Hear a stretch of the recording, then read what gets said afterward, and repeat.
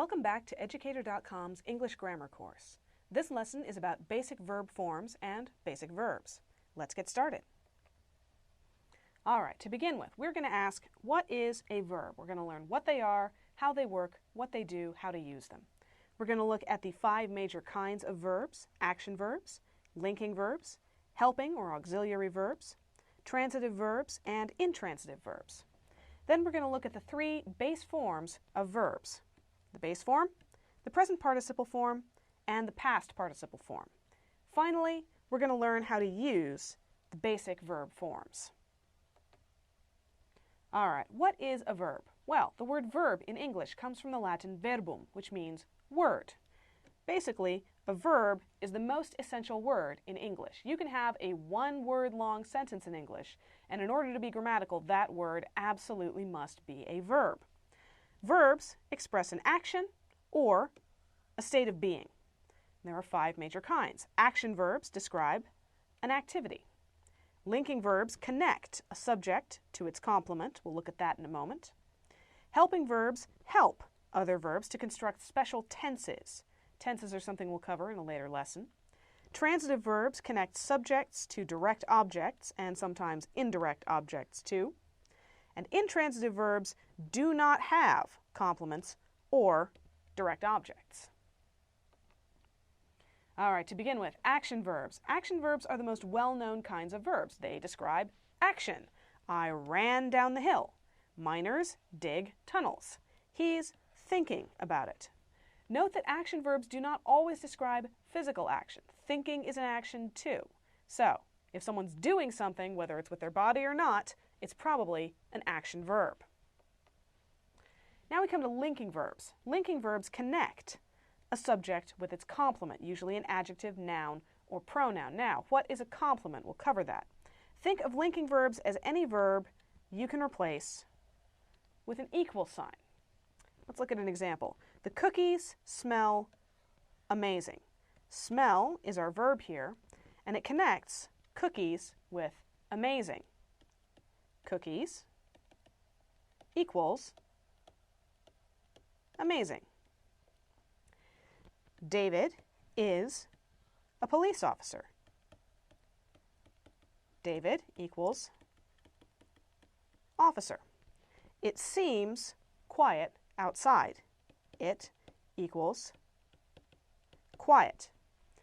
A complement is a noun, a pronoun, or an adjective that is described in a sentence as being equivalent to the subject. It's the thing on the other side of the equal sign. All right, helping verbs. Helping verbs are usually forms of the verbs to be or to have. They are used alongside other verbs to form special tenses. We're going to cover tenses in detail in a later lesson, but for now, let's look at a couple of examples of helping verbs so you'll recognize them when you see them. She has traveled the world. Traveled is the helping verb helping the main verb. Has is the helping verb helping the main verb, traveled. They are coming to visit. Are is the helping verb helping the main verb, coming. And Sarah has taken the bus before. Has is the helping verb helping the main verb, taken. Okay, transitive verbs. Now here we get into something just a little bit complicated because the same verb can be several kinds of verb at once. Action verbs, for example, can be either transitive or intransitive verbs. So, what's a transitive verb? Transitive verbs take a direct object and sometimes an indirect object too. The way I remember this is transit usually refers to transportation or to travel. Transitive verbs take you to that object. The forward kicked the ball. The direct object is ball. Ball is what is receiving the action. The transitive verb kicked takes you to the direct object, ball. Pass me that book, would you? Book is the direct object. It's receiving the passing. It's being physically handed over. And me is the indirect object. I'm receiving the book, although not the pass. I enjoy riding horses. The horses are receiving the riding, so they're the direct object, so riding is a transitive verb. Intransitive verbs, as the name might suggest, an intransitive verb is any verb that doesn't take a direct object. So the dog howled. It didn't howl anything in particular, it just howled. The firefly glowed. Nothing received the glow, the firefly just did it. And I want to run. I don't want to run any particular thing, I just want to run. Intransitive verbs. Okay, basic verb forms. Verbs change their shape according to the time in which they take place. There are 3 basic forms used to create all these different tenses. Now we're going to go into tenses in detail in the next lesson. For right now, we need the forms that are the building blocks of those tenses. The base form of a verb is the first person singular present tense, the form you'd use in the sentence I blank, or after to. All right, so there's the base form. The present participle form is usually created by adding ing to the base form. And the past participle form is created by adding the suffix d or ed to the base form. The base form of a verb.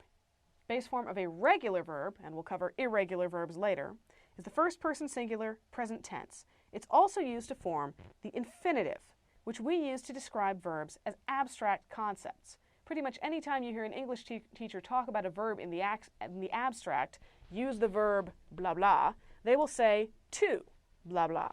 Let's look at some examples. I walk.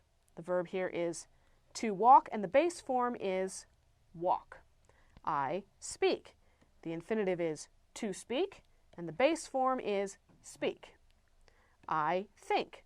The infinitive is to think, and the base form is think. Seems pretty simple, right? Well, we're going to build on it. Let's look at the present participle form, which is a very long name for a pretty short suffix. The present participle form is created by adding the suffix ing to the base form. It's used to form specific tenses. So, I am walking. We've added the ing to the base form walk. The infinitive is to walk, and we get walking, the present participle form. If the base form ends in e, this is important, you take the e off first and then you add the ing. So, the base verb to stare, the verb to stare and the base form stare becomes staring. Notice that that e is gone. And finally, if the last syllable of the base form has a short vowel sound followed by a consonant, you double the consonant. This is all about sound. So in this case, we have the infinitive to rap, the base form is rap, and the present participle is rapping.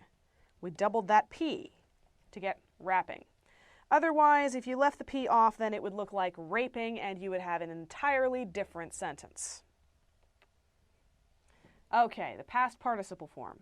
The past participle form is usually created by adding the suffix ed to the base form of a verb. I walked to school. There's our friend walk again. Base form walk. We add the ed, and we get walked. Now, there are some complications. If the base form ends in e, just add d. So there's our old friend stare, and it becomes stared. We've just added the d. And if the base form ends in y, change the y to an I and add ed. The baby cried.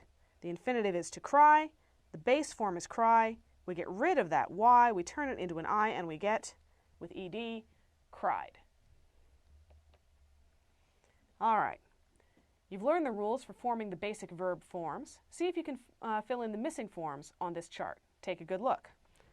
We've got the base forms fade, snore, and dry, the present participle sighing and dancing, and the past participle sewed. See if you can figure out what goes in the blanks. And there we have it. Fade with the present participle becomes fading. We took that e off to add the ing. But to turn it into faded, we just added a d. Sighing, you knew the base form would have to be sigh, which means the past participle is sighed. Snore, we took the e off to make snoring, and we just added a d to it to make snored. Dance, if you know your English spelling, you knew it ended with an e, so that gives you your base form and your past participle form. Dry, of course, becomes drying, but because dry ends in that y, we have to turn it into an I and add the ed to get dried. And sewed becomes the base form sew, and the present participle sewing. All right, how do you use basic verb forms? Simple review, use the base form as the foundation of other forms. Use the present participle form to create the present progressive tense and gerunds. We'll go over both of those in a later lesson. And finally, use the past participle form to create past tense forms. Again, tenses in the next lesson in the series. See if you can find the verbs in these sentences. I'm going to bake a cake. The trees rustled in the wind. Please put the plates on the table. I love that movie. There's a baby crying in the next room. And he walked his dog every day. Take a good look, pause the video if you need to, see if you can find the verbs. And there they are. I'm going. There's our present participle, it ends in ing. To bake, there's our base form, a cake. The trees rustled, past participle, ed, in the wind. Please put, base form, the plates on the table. I love that movie, base form. There is, to be is an irregular verb, but we'll say base form for this purpose. A baby crying, present participle, in the next room. And he walked his dog, past participle, every day. That's all for this lesson. Thank you for watching. Educator.com.